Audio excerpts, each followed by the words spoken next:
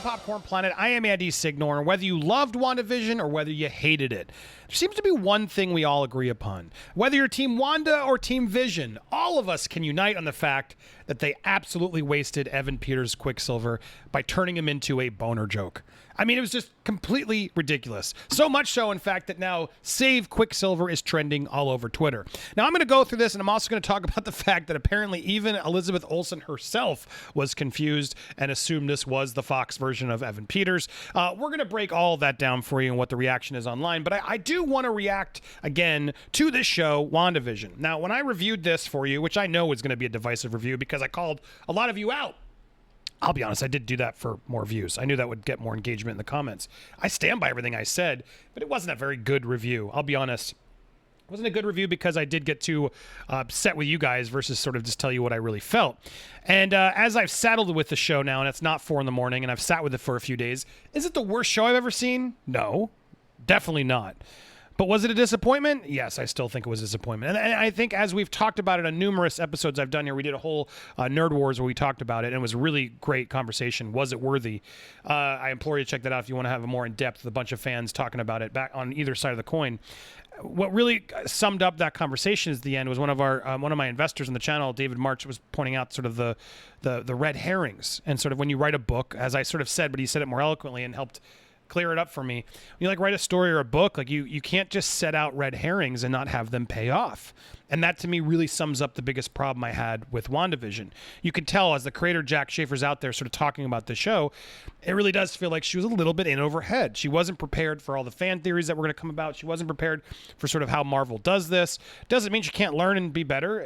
I think she didn't really understand that by having this idea of introducing Evan Peters as an example of, oh, let's get the Fox version of him, would set off a bunch of other bells ringing for people who are watching it, who have been watching Marvel for a while.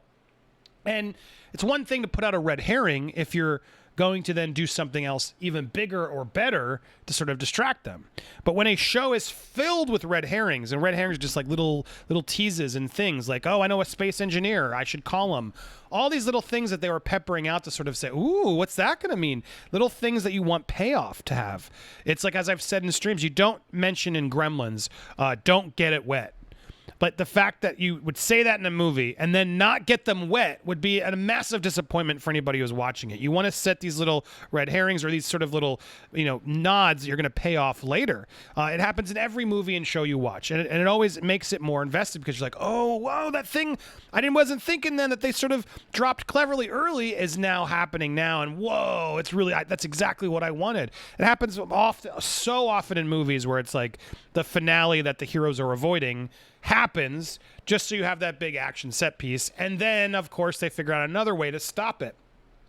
So the fact that coupled with they kept dropping these little things as well as the red herrings, which are sort of misdirects. A red herring is like, ooh, look at this little red bird here. So you don't distract that it's actually this. And the reality was there really wasn't anything revealed that was shocking at all. And I think a lot of us who had problems with this show would have probably been more forgiving had it not been binged. Had it been able to be bingeable and not strung along for 30 minutes week to week. I think that was a poor strategy from getting more fans engrossed. I do think Disney got clearly enough fans engrossed to label it a success, because I know a lot of you did enjoy it. But overall, I think there were definitely some creative story lessons they need to take, hopefully, from this one and try to make the next ones better. The red herrings, the casting of Evan Peters, it was too much. And that's why this new hashtag is out there going. But I wanted to sort of recap my overall review. That's my biggest problem. It's not that the theories are better. I mean, in a way, yes. I think that's a fair criticism of people who are like, well, you kept thinking of better ideas. But they made us think those better ideas. You know what I mean? Like, that's what I think a lot of people are ignoring. The showrunners, the writers were purposely trying to kick up potential ideas and things and who was pulling the strings and what was going on. That what are we supposed to think about? That's, of course, as Marvel fans, this has now been around for so long, the MCU, of course we're going to start going into directions that they kick up. You can't say, well, I know a space engineer, I'll give him a call, wink, and then not pay that off. That's just bad storytelling in my mind. So, look, I know a lot of people still were entertained. I'm glad. I wish I was one of them, but I'm not. And one of the most glaring, offensive things to me of the whole show was this bringing back Evan Peters and not having it be actually the X-Men version. And so that's why a lot of people are just frustrated. They think both, not only Evan Peters, but also Aaron Taylor Johnson were just completely robbed. We deserved a better Peter Maximoff. They shouldn't have been wasted for a boner joke. They deserve better. Save Quicksilver. This has been trending all day, starting to get more steam. Ralph Bohner shouldn't have happened. I mean, who can argue with that? Are there really? I'm very curious. Are there people watching right now who've got this point who are angry at me because you liked that and think, aside from Vito, who was on our stream the other day jokingly defending it, do you really want more of Ralph in this universe? Or was that a complete waste of time and effort, a complete cop-out? Well, let's hear what Jack Schaefer said. So apparently Elisabeth Olsen was confused, as this was apparently part of the longer Variety article here where she talks about it. So it's a big interview. You can get a lot. She's been doing a lot of interviews, Jack Schaefer, and now here's one with Lizzie Olsen where they talk about it, and they asked about Evan Peters directly here. Evan Peters showed up in WandaVision since he played version of Pietro. 20th Century's X-Men, 20th Century Fox's X-Men movies. It got a lot of people speculating that the MCU was going to into the multiverse, especially given the title of the next Marvel project that Lizzie is in. Did you have a sense that would be the reaction since you knew Peters was actually playing a random regular guy? How did you feel about how intense the speculation became? So here's Olsen. When we heard that Evan was going to be in it, my mind was blown. This was the first time we're merging. This is crazy. There you have the star. Who's very clearly not like so deep in the Marvel lore, but even she's like, what? Evan Peters, X-Men, Quicksilver's coming? Whoa! This is the first time we're merging. This is crazy. Of course that's everyone's first instinct. So you set that instinct and expectation up, which the showrunner chose, and it was specifically Jack Schaefer, her and Mary had the idea. You set this up, and then the payoff is a boner joke? And not what what everyone, including the star of the show, is assuming is going to happen? What for what? Oh, because we're going to misdirect you because he's not actually. It was Agatha all along, controlling a guy who looks like Evan Peters, who is Evan Peters. It's just so stupid. It's so amusing to use my soundboard here. I don't have it here. I thought I did. I wanted to play my stupid soundboard, and I don't have it. It is immensely stupid. In fact, it's so stupid. I want to. Stupid! There we go. It was worth it. But yes, it was very stupid in my opinion, because it doesn't. You can't set fan expectations up and then just be like, nope, just kidding. Of course they're going to be disappointed, and you could have avoided that by just not casting Evan Peters, come up with another creative choice, or figure out a way to like leave it open-ended then if you have to, and see if you can figure it out later if Kevin Feige doesn't let you do it now. But I'm shocked they allowed it. But let's keep reading. So so she's excited. She's saying it's crazy, but then then to learn it, to use it in such a clever way as Jack does was so satisfying.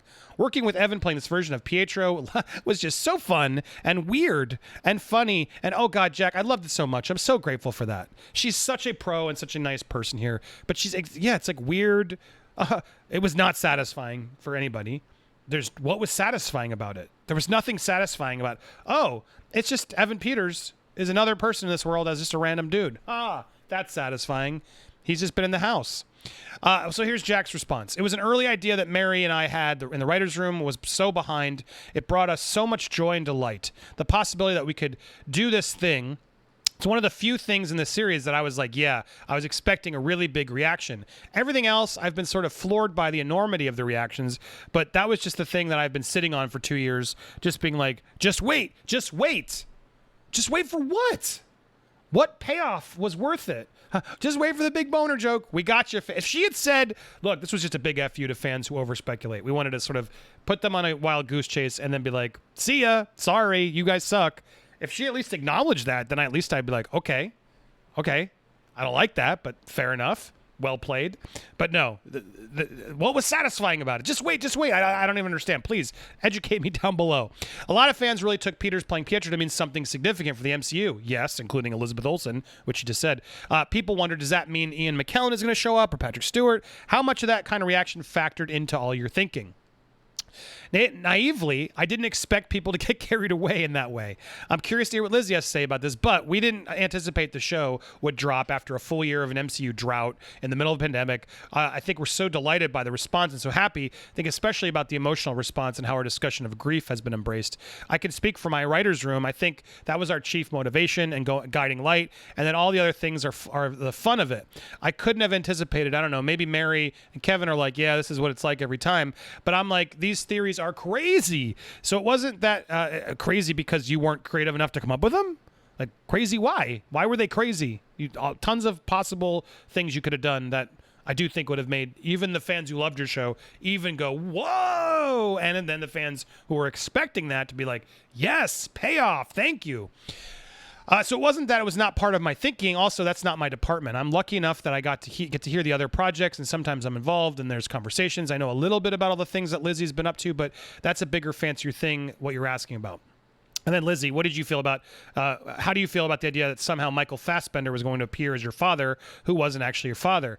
I knew there are theories that they had to do with people wanting more surprises and cameos, but I'm not really that aware of what those fan theories were, so I'm kind of learning it as we go. She's clearly not a huge fan of the comics. It's fine. I don't fault her for that, but she doesn't know what that means. She's probably like, who's Michael Fassbender again? So I'm kind of learning as we go. Paul said something about this crazy cameo when he really was just talking about doing a scene with himself. And I know Paul thought that was really funny. And I thought it was funny, but I was like, oh, I think people are actually going to suspect that there's more to come. They did. I didn't know about the multiverse when we were filming this, so I wouldn't assume that that's what was happening. I thought it was just a clever way to have a Pietro. I didn't understand the larger plan of the multiverse until I started working on Multiverse, or whatever our movie's called, the Doctor Strange sequel. So here is interesting, right? She's, again, it seems like even she's sort of still thinking it's a clever way to have a Pietro, because he's a Pietro. He was from a different multiverse, a different universe. But he's not. He's Ralph Bohner in this series. So he wasn't Pietro. He was just a dude who happened to be the same one they cast before, which was so idiotic to me. It's just like, I don't really care after I hit the stop on this record. I don't actually care that much, guys. But as a fan who likes these characters and likes good story and surprises, like, why would you bring a character and then be like, nope, it's not him? There's a rumor going around that Spider-Man, and it's false. This rumor is like, oh yeah, Alfred Molina is playing the Senator and blah, blah, blah is playing another person, and they're not actually their characters. Oh my God, can you imagine? Oh yeah, imagine they should do Spider-Man 3 and Tobey Maguire just shows up as a dude. Like, people would be really mad. And if they do that again, I do think way more fans are going to riot, because we're going to be like, come on, what are you guys doing? This is so stupid. So in this instance, I think it's crazy what they did. I think it was really silly. There's so many more explanations. They try to justify a lot of the plot stuff. And again, as I've said, I'm making my fine. There are witches in this world, I guess. I just think it would have been better to use wizards we already had versus establish this weird secret witch coven that's been around for decades. Who, what, where, what? But fine, we're in the MCU. There's a talking raccoon. Why am I complaining about that? My biggest problem is the story. I do think let's be fair. There were some really fun moments of the show. I do want to point that out. I said it in my review. That moment where Vision and Wanda are floating over the stairwell and they're in pain. That moment is great. Like, this was Vision's show for me. Vision had an amazing arc, reactions, and he was the best part of the show. That scene where he goes up against White Vision and uses the Bridge of Thesis thing, whatever it was called, the Ship of the Thesis. Sorry, I butchered the name, but you know, part I'm talking about. That part was really cool. It was really well done. But then White Vision floats away. Oh, it's no big deal. She's also, Jack, saying, well, it's not a cop-out because, that was just where my story ended, and he's not the same Vision, and da-da-da-da. There's a lot of justifications for sort of some of these moments that, of course, there's going to be some frustration from fans. Like, well, wait, what was that? Did that mean anything? Now what? You're just going to use them when you need them later? Ah, cool. And that's my problem with the overall show. Just the arcs, the story. I didn't buy it. I know a lot of people have sort of talked to me and explained to me that this is really about her grief. Okay. It didn't connect to me. Personally, we're allowed to disagree. We can't all like the same things. Obviously, I didn't connect to it. I didn't get as emotional as Kevin Smith was crying and other people who were, and I'm glad they did. I wish I would have had that feeling. I always go into a show, movie, hoping I'd have that feeling, but I just didn't. And I feel like she really was more of a villain than they really tried to justify a lot of the mean things she did because she was unaware. Doesn't matter. She still did it. And Hayward, as much of a jerk as they kept painting him out to be, was just trying to save all the people that were being tortured and captured in town. But he's going to jail. But Wanda, you sacrificed it all, girl. Good for you. They'll never understand that your made-up kids and robot boyfriend had to go, that you made out of thin air. Cool. Because you did a spell wrong that Agatha could have fixed, clearly implying that it could be done at some point down the line. Real loss you faced. I feel so bad for you. I'm sorry, I just don't. But I'm glad you guys did. Who did? Good for you. At the end of the day, regardless of my feelings on the show, can we at least agree Quicksilver being wasted off? Evan Peters, Quicksilver as Ralph Bohner, complete miss, complete L. As I said, we'll end one more time. There's no other better word I can think of than stupid. But thank you so much for watching. Stay tuned for more. If you haven't already subscribed to this channel, what are you waiting for? Hit that subscribe, hit that bell for alerts, smash that like button, and check out these videos next. Appreciate you guys watching so much. Stay tuned for more here on Pop